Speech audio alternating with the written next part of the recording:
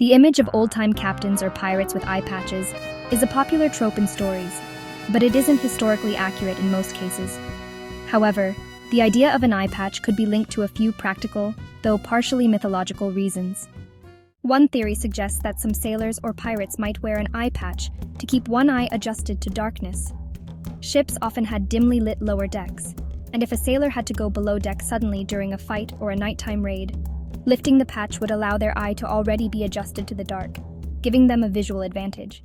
Ship life, especially during naval battles, could be brutal, with sailors and captains facing risks of injury from flying debris, splinters, or close combat weapons.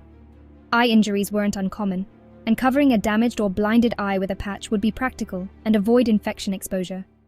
The image of a pirate with an eye patch gained significant popularity due to fictional stories, including Robert Louis Stevenson's and depictions in movies and TV.